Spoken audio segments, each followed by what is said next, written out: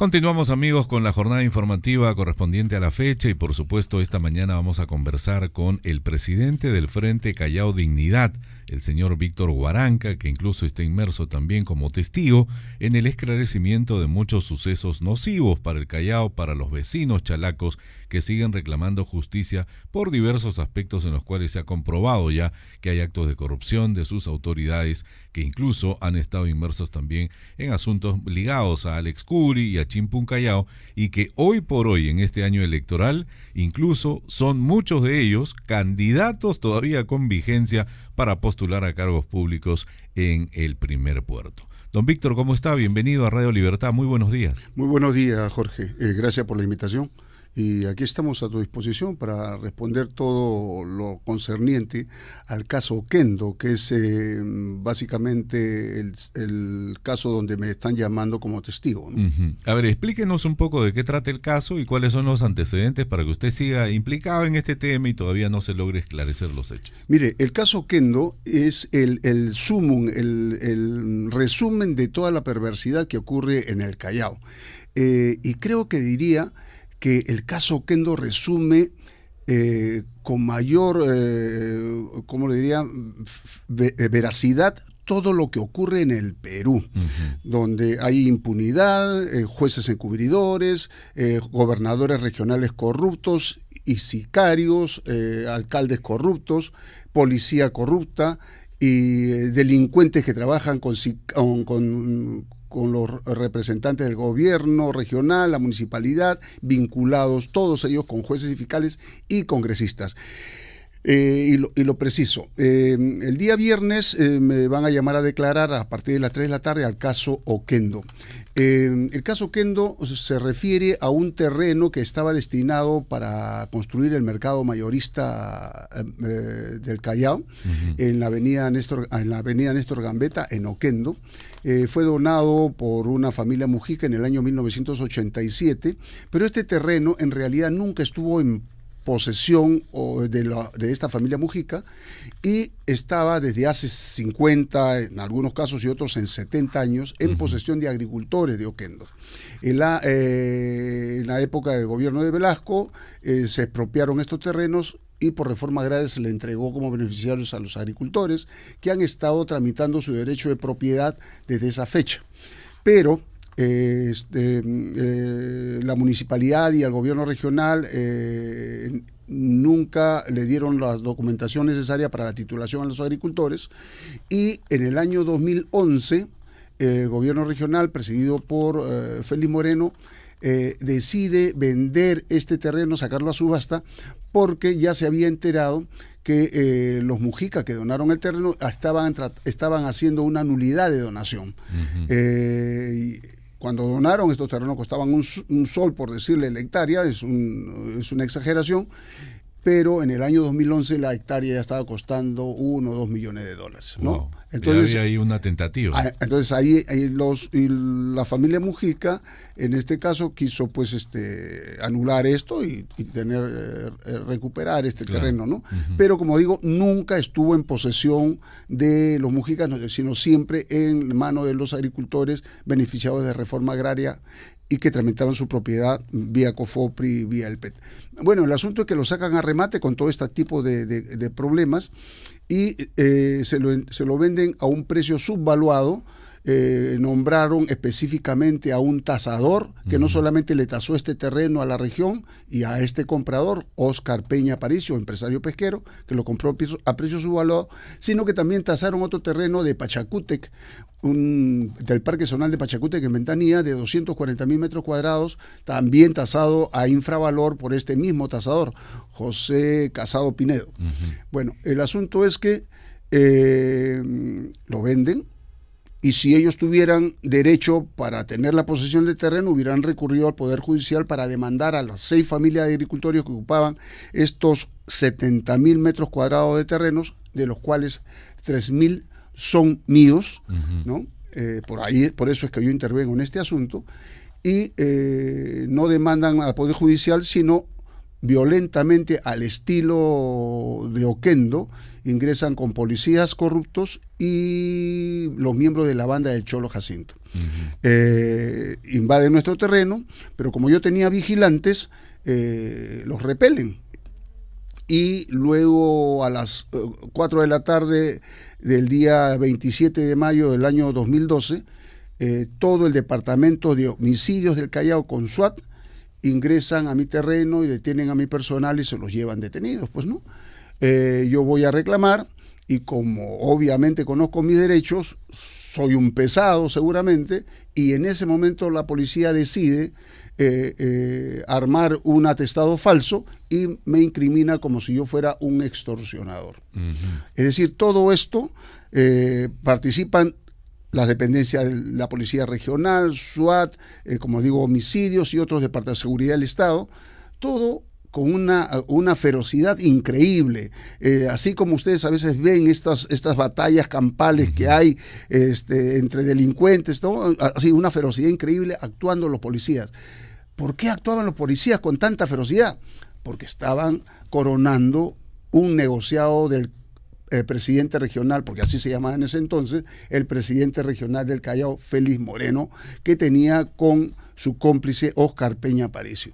En esos momentos para mí era descomunal esta situación, impensada realmente tanta ferocidad, y nos podían haber asesinado, ¿no? Porque fueron con fusiles, armas largas, todo, encapuchados, y podían habernos asesinado realmente. O sea, ¿no? es casi una película ya, ¿no? Es peor que una película en realidad, ¿no?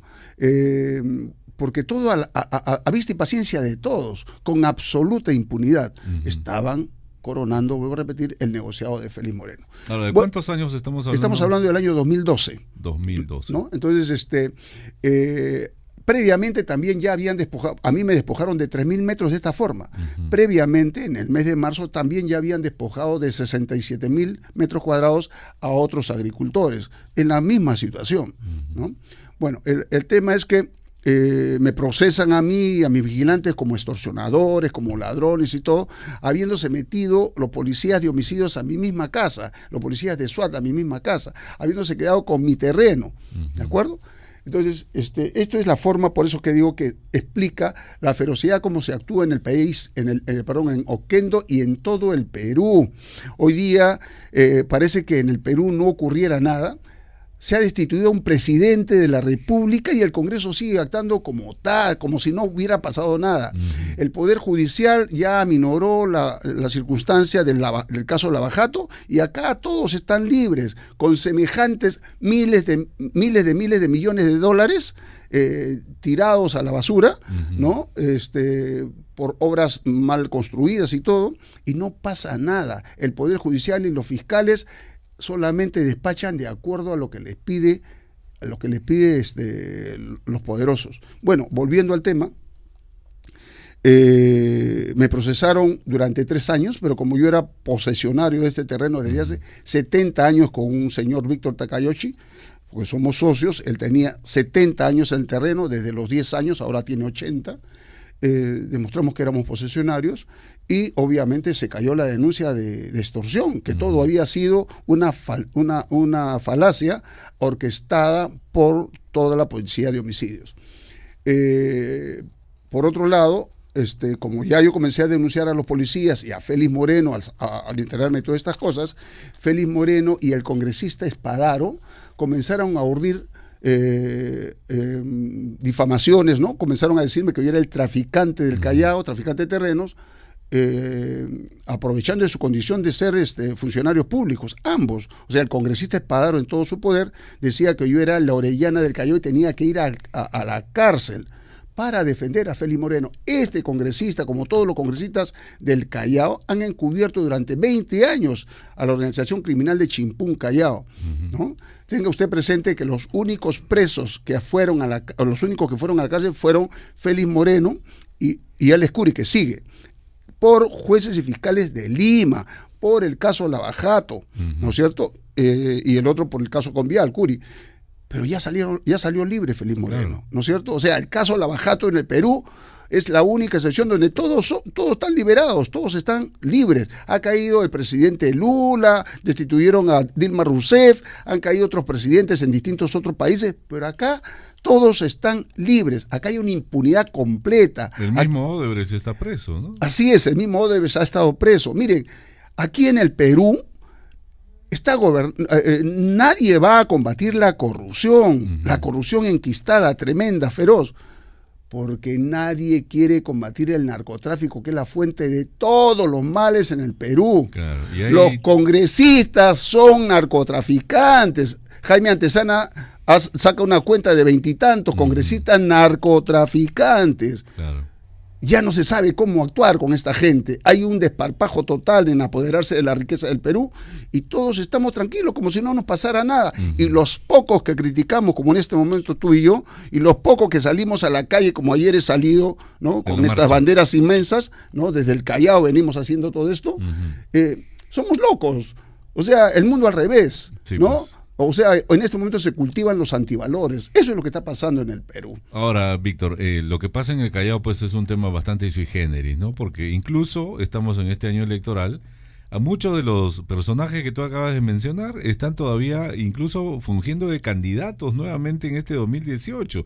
O sea, ¿qué hacer con esa realidad? Porque este es un caldo de cultivo para cualquier exacerbación de la población, para cualquier, de repente, movimiento político de izquierda, de ultraizquierda, que pueda volver a tener actividad como Sendero Luminoso, como el MRTA, y eso sería pasible hasta de comprensión, porque la gente está harta de todos estos desmanes que originan los políticos de turno, ¿no? Totalmente de acuerdo, así es. Si no existiera iniquidad, si no existiera, digamos, el arrinconamiento de gente pobre, si no existiera el envelecimiento de esta gente pobre, porque el laboratorio de la corrupción y del envelecimiento de las instituciones públicas y privadas se originó en el Callao, ¿no? Entonces, sí, es el caldo de cultivo ideal para movimientos violentistas, ¿no? No se alaba a ninguno de estos movimientos, pero había cierta razón de alguna gente para protestar. Lo era la única salida de repente. Era, ¿no? de repente su única salida, ¿no? Uno mismo siente de que ya ha agotado todos los medios para que esta gente reaccione, pero no, siguen ahí en el Congreso. Enquistados. Y con respecto a las elecciones, sí, pues hay 20 años de compra de voluntades y la gente como indiferente. La indiferencia en el país es tremenda. Vuelvo a repetir, somos poquísimos los que protestamos, poquísimos los que somos activistas. No hay reacción, ¿no? No, nos han quitado todo. El instinto de conservación nos los han quitado. O sea, porque por instinto debemos decir, no, yo quiero educación para mis hijos, quiero salud para mis hijos, quiero cultura para mis hijos. No, nos han quitado todo. La condición de ser humano nos las han quitado así de plano. ¿Y qué puede pasar para cambiar esa realidad? Por ejemplo, en el Callao, ¿qué podemos esperar de estas actividades que tú lideras a través del Frente Callao Dignidad, que ha tenido pues relevancia, porque nunca antes se había visto protestas sociales de ese tipo venir a Palacio de Justicia, como ha ocurrido?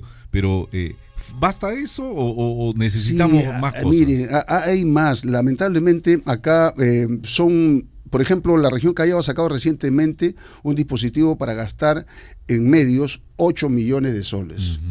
Sabemos que los jefes de la región Callao tienen pues dinero en abundancia y sacan por una serie de distintas motivaciones el dinero y lo utilizan en regalar pescado, papa, huevos o lo que fuera, ¿no? Y regalos también refrigeradoras, cocinas y todo ello. Y lo están dispendiando y nadie hace nada. Hay autoridades del Jurado Nacional, del Jurado Especial del Callao, Jurado Especial de Elecciones del Callao, que han sido gerentes de Chimpún Callao. Imagina. Entonces, esto no va a parar, porque todos estos son encubiertos desde Lima. Por ejemplo, en Ancash hubieron 2 muertos, ¿no? Inmediatamente se formó una comisión investigadora de Ancash y lo procesaron a Álvarez como una organización criminal y está preso. En el Callao, hasta hace algunos años, habían 20 muertos mensuales, 200 muertos en el año. Recientemente ha bajado a 10 muertos mensuales, casi 100 y pico de muertos en el año. Y la comisión investigadora, ni hablar. hay delitos vinculados al abajato en el Callao, como sobre la gambeta, la ampliación de la Costa Verde, y todos están libres. No hay comisión investigadora. La comisión investigadora, después de un año que la solicitó Arana, el congresista Arana, recién se formó, y no se nombraba a los integrantes. Recién se han nombrado a los integrantes, que es el presidente, que es el congresista de Alcalá, que ha estado en la alcaldía de Mala, con otra vinculado a Espadaro, también a acto de corrupción. ¿no? y todo allí. Si encubren narcotraficantes cantantes, ¿no? Entonces, narcotraficantes, cualquier cosa puede pasar. Vuelvo a repetir, aquí en el Perú el narcotráfico impera. Hay un asunto, una frase que de repente puede ser muy cruel para nuestro país, pero el Perú es el mayor productor de cocaína del mundo, y el Callao es el almacén oficial de la cocaína también del mundo. Y la puerta de salida, ¿no? El almacén oficial, porque ahí por lo menos se queda un día o 2 días toda la cocaína. Por ahí sale. De las 300 toneladas de cocaína que se exporta anualmente, 240 toneladas salen por el Callao. Todos lo sabemos. Todos los presidentes de la República, inclusive ya ahora Vizcarra lo sabe, y no hacen nada para eludir eso, para combatir eso. Todos los presidentes, todos los congresistas saben que el puerto del Callao es el almacén oficial de cocaína del mundo, y nadie hace nada. Preocupante, ¿no? La realidad actual que vive el país, y es un detonante porque, de veras, esto puede exacerbar cualquier tipo de motivación para llegar a una crisis. Ojalá no suceda, pero hay que estar atentos, Víctor. Te agradezco por estos minutos que nos brindas, y vamos a estar siempre pendientes de lo que ocurre en el Callao, porque sabemos que tienes mucha llegada a la población chalaca y has generado una ola de credibilidad que tanta falta hace en el Callao, con tantas autoridades desprestigiadas y moralmente tachadas que tiene el primer puerto. Gracias, Jorge, y gracias a Radio Libertad. Muy bien, hasta cualquier momento entonces con Víctor Guaranca, presidente del Frente Callao Dignidad, y estaremos atentos a las actividades que se originen en el primer puerto. Vámonos a una pausa, amigos. Regresamos con más información en breve aquí en El Reportero de Radio Libertad.